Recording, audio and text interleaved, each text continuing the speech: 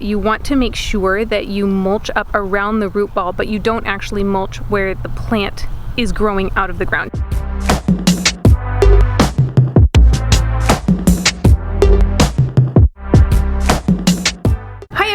Today I am going out to winterize the garden space a little bit more. Yesterday I pulled up a lot of the summer crops that I had in one of the garden beds, and now I'm going to add some mulch, take down our canopy, and do certain things like that are just easier on these sunny days that we have this fall. But first I'm going to spend some time with our upstairs cats. If you haven't seen my cleaning video, we have upstairs cats and we have downstairs cats, and our upstairs cats are craving some attention, such as this little girl right here. So that's what I'm going to do first. Where's a third hand when you need one, huh, dude? The cutie spot? Yeah. All right, onward and upward, my intrepid explorers. We're gonna go winterize some stuff. If you haven't watched the cleaning video, which you probably haven't, it was one of my very, very early ones, you might not know that our upstairs and our downstairs are completely separate. The only thing that combines them is the outside stairs. So it's a little awkward, and hopefully we won't have that for very long.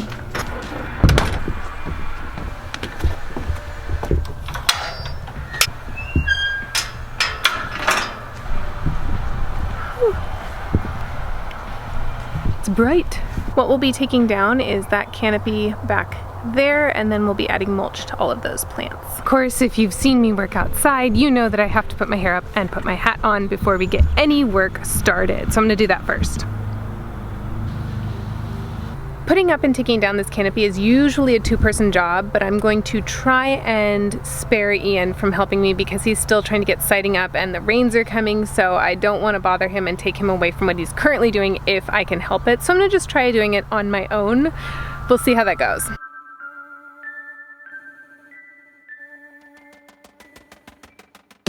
So a funny little tidbit about this canopy is that our original canopy ripped long ago. The canopy that came with this particular structure ripped many, many years ago, and we have since always just bought a replacement.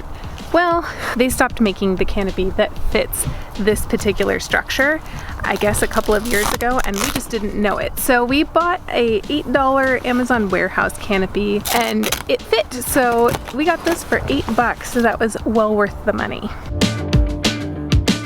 The only real downside to getting that $8 canopy is that it's a little bit funky. So as you can see, these Velcro straps that keep it on in the wind are really long.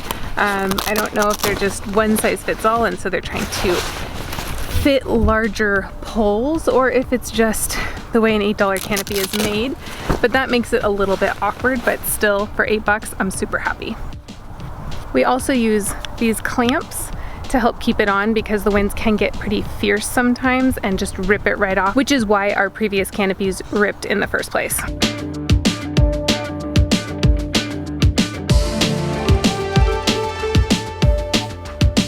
Well, that was pretty exciting. That was the part that I was a little worried I'd need Ian's help on, but I managed to do it all on my own, and I didn't rip the canopy, so I think I'm doing pretty darn good here. And now I just have to take off the main canopy body and fold it up, and then it's ready for the winter. I lied, I forgot. I have to get the canopy over the little spikes that little turret? I don't know, what's that little piece called? I don't remember, but there are spikes. Let me see if I can show you. Those spikes up there. I have to get the canopy over those spikes, and I'm a little bit short. So I may need a taller ladder, but we'll cross that bridge when we come to it. Let's just fingers crossed that I can make this work with my little step ladder.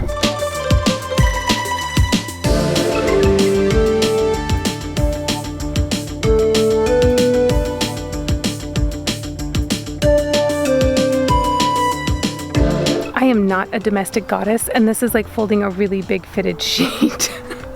So it might end up like our fitted sheets, just rolled up and shoved into a closet.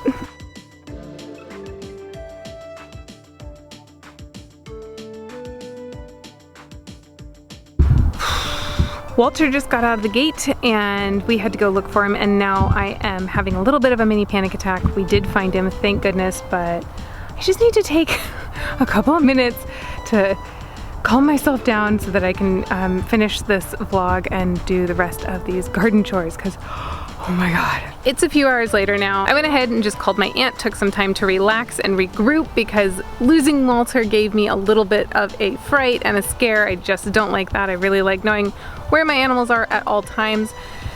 So I'm back and I'm better, and I took the time while I was talking to my aunt to clear out that zucchini and crookneck squash plants that were very covered in powdery mildew and just needed to go.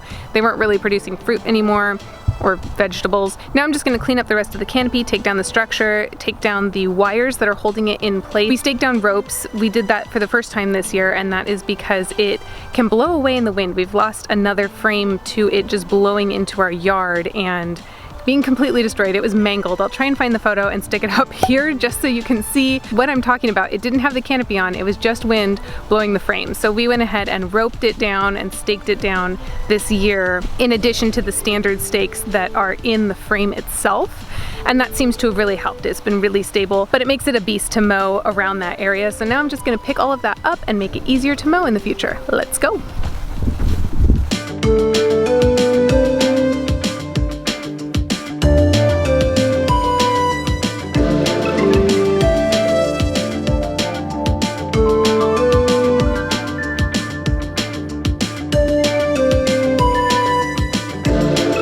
With that done, I'm just going to untie those ropes from the actual frame and allow them to be tossed because they're quite frayed, and then we'll take down the frame.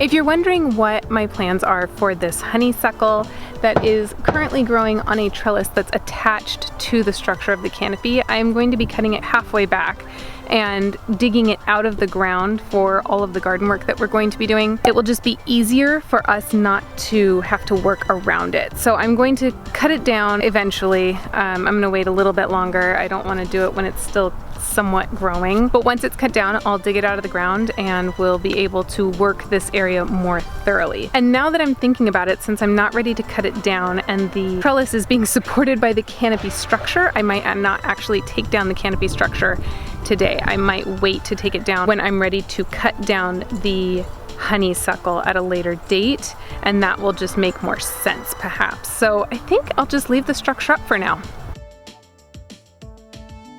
The other thing I wanted to accomplish today was mulching up the plants that I currently have planted in this space. I will show you really quick. We planted them higher than the ground because this area will be raised beds eventually, and I didn't want to have to replant them after we did those beds around them. So I planted them raised up, and then I put dirt around them and then mulch on top of that to protect the roots from getting dry or getting too cold in the winter.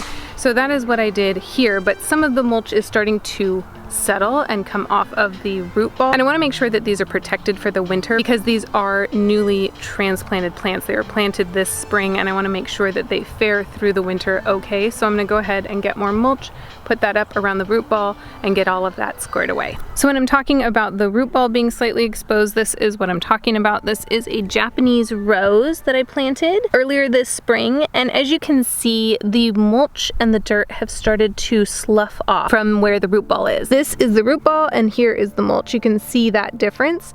So I'm just going to get some more mulch, build up this area so that it fares well in the winter. To carry the mulch back and forth, I'm just going to use a Home Depot bucket. If you've seen my fencing video, I'll pop that up right here. You know that I love my Home Depot bucket. Love me my $5 orange Home Depot bucket. My favorite tool of choice is not where it was usually left, so now I'm on the hunt for where it could possibly be.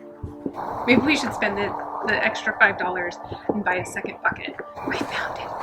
All right, let's go.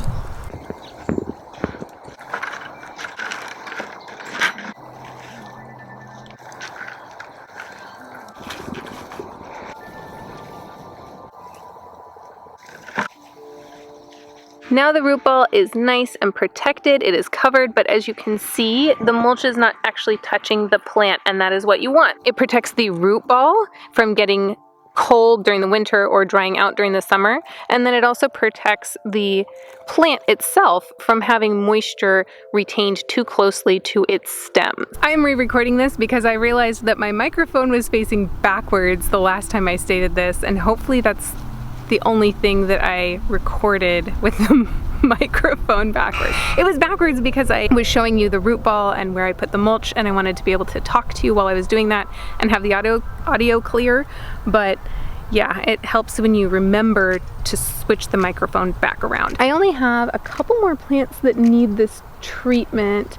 I'll take you around and show you. I believe it's the bridal wreath spirea. That needs some extra mulch as well. So I'm gonna do that bridal wreath. And then I think the Weigela is doing pretty good right now. I will probably wait until it loses some of its leaves because it's doing, that is the Weigela right there. Weigela. I learned incorrectly. So the person I bought it from called it Weigela, and that's how I pronounced it. And then the entire gardening community was like, no, that's Weigela. And I was like, oh, okay then. So now I have to learn how to pronounce it correctly. And that is the hardest thing. It's easy when you don't know how to pronounce something and someone tells you and then you just remember, okay, that's how I pronounce it. But I am trying to repronounce things, and that's a lot harder. I'm gonna go do that spirea, that bridal wreath, and then I think I'm done for the day. So that's pretty exciting. This was a pretty easy chore day and pretty satisfying because it's all work that gets done quickly and in one day. Yay! Beagle buns!